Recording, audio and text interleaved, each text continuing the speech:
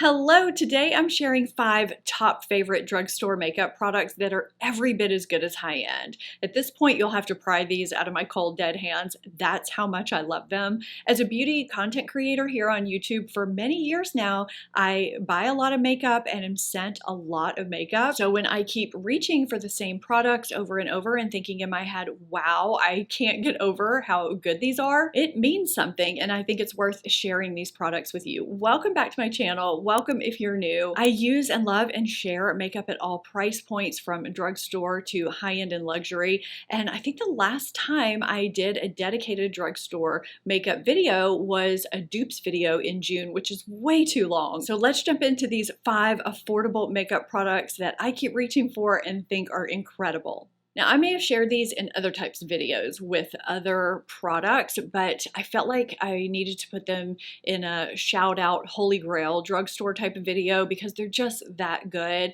And as is the case with this particular product, it's been so long since I've talked about it at all. It's pretty much a travesty because this is one of the best drugstore complexion products on the market, in my opinion, for all skin types. And it's been, unfortunately, largely overshadowed by newer releases. But that doesn't take away from the fact that it's still every bit as good as it was when it first launched. This is Wet n Wild Bare Focus Tinted Hydrator. I'm in shade light medium. This is buildable from sheer to medium coverage and blends out quickly and easily no matter what method you want to use. Your fingers, a brush, a sponge, damp or dry depending on the coverage level you want to achieve. It's lightweight and hydrating and smooths pores beautifully while it evens your skin tone and gives a skin-like natural semi-matte finish. So even though you're getting that semi-matte finish, it's still hydrating and comfortable on the skin and it wears well all day. It's flattering and it feels good on all areas of my combination oily skin.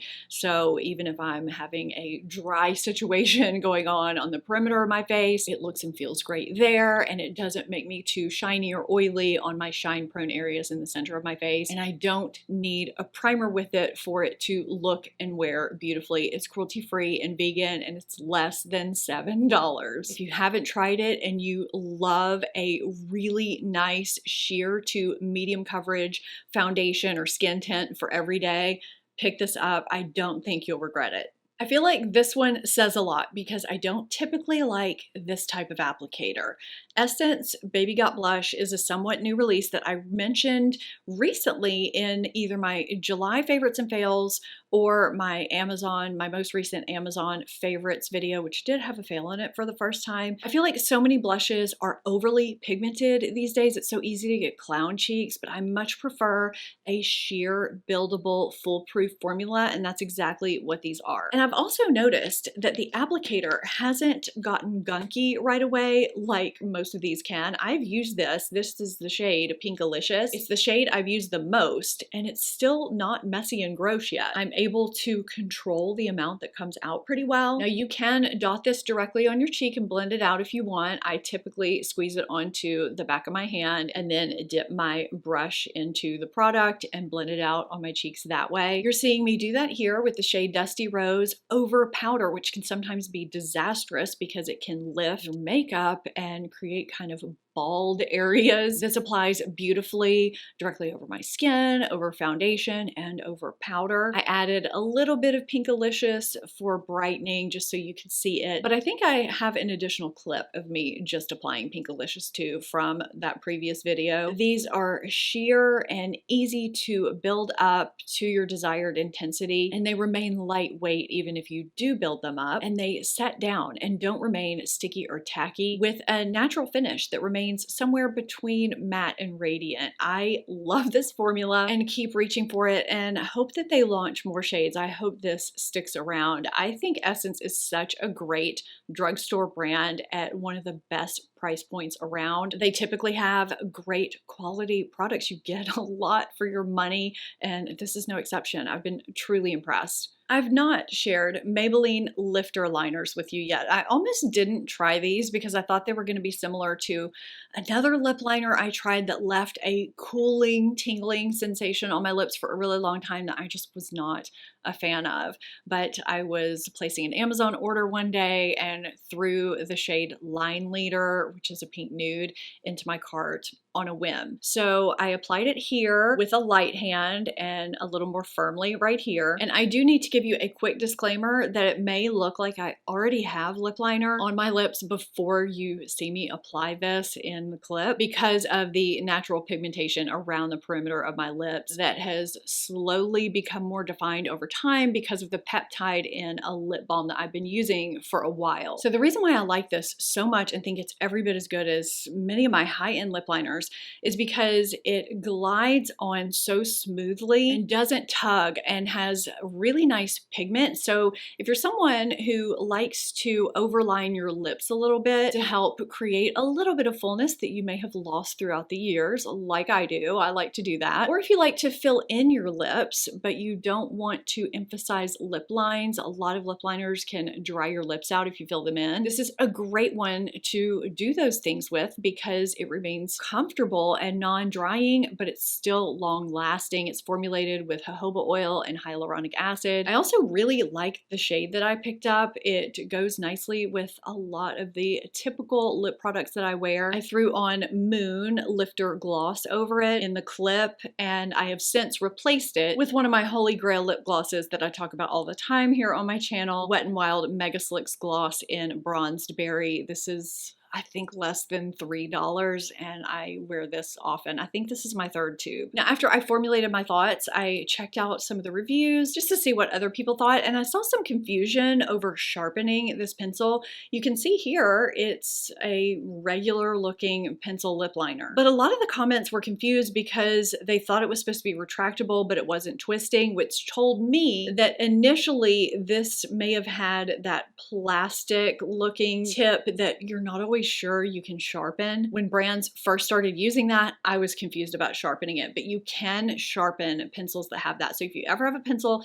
that looks plastic here and you try twisting it and nothing happens, you can use a sharpener with it. This may have had that as an overlay. I can't remember, but as you can see, it's a regular pencil now. Everything's fine. I've sharpened it a couple of times and it's functioning beautifully. I'm so glad I tried this. I fully intend to get more shades. By the way, if you're curious about what's on my eyes, I mean, it's just a pretty neutral matte look today. It's ColourPop Nude Mood. This is a $14 palette.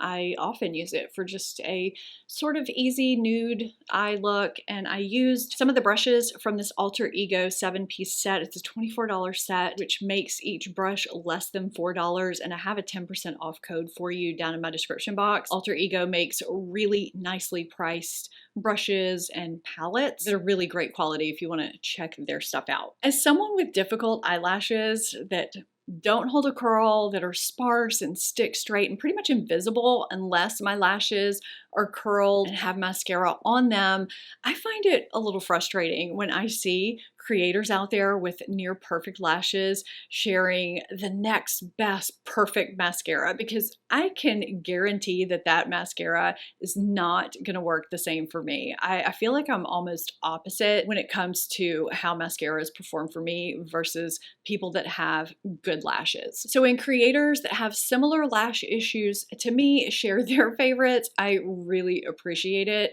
because I can identify and sort of know that, okay, that might actually work for me. I hope this helps you a little bit if you are in a similar boat.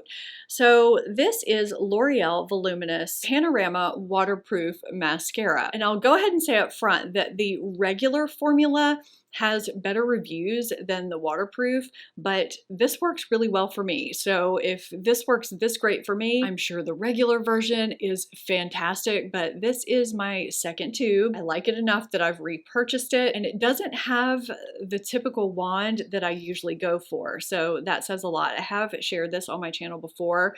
It has one of those plasticky cone-shaped wands that I wouldn't think would work well for me, but it really does. It says it's a multi-level bristle brush designed to grab every lash.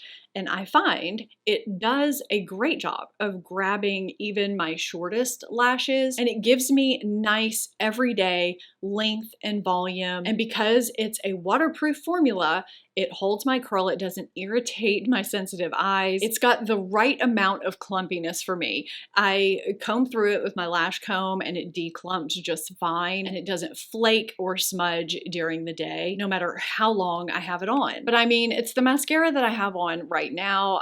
For me, this is really good. My lashes just are not great. This is what I have to work with. Sometimes I use this as the mascara to hold my curl. I apply one light coat right after curling my lashes and then comb through them with a lash comb and then apply a regular mascara.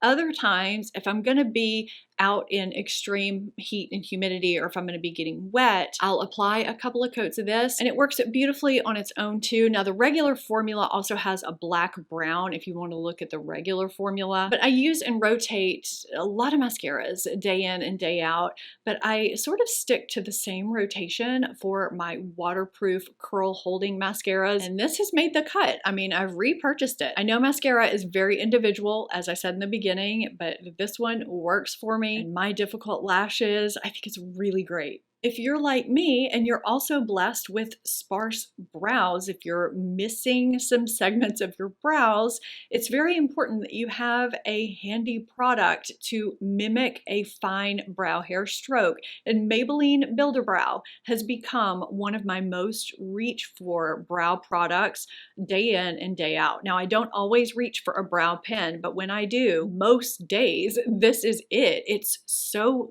good and so easy to use. The reason why this is the one that I reach for the most is because I don't have to concentrate as much to use a light hand with it. A lot of brow pencils can apply very thick or dark if you don't use the lightest feather light hand. Don't get me wrong, you do still have to use a light hand to get a light stroke, but I find it's much easier to do that with this pen. It's got this ultra fine, ultra precision tip that just makes it a breeze to use. Now, is it as quick and easy as a brow pencil? No, but if I want more realistic looking brows that are sweat and smudge and humidity resistant, humidity proof, this is where it's at. Now, do my brows always look perfect with it? No. Sometimes my hand isn't as steady as it is others. No one's perfect, but this gets me as good as I'm gonna get. I'm in shade Ash Brown if you're curious, and I also like that it doesn't lean too warm for me. Now, I don't know if you noticed that the clear gel that is normally housed here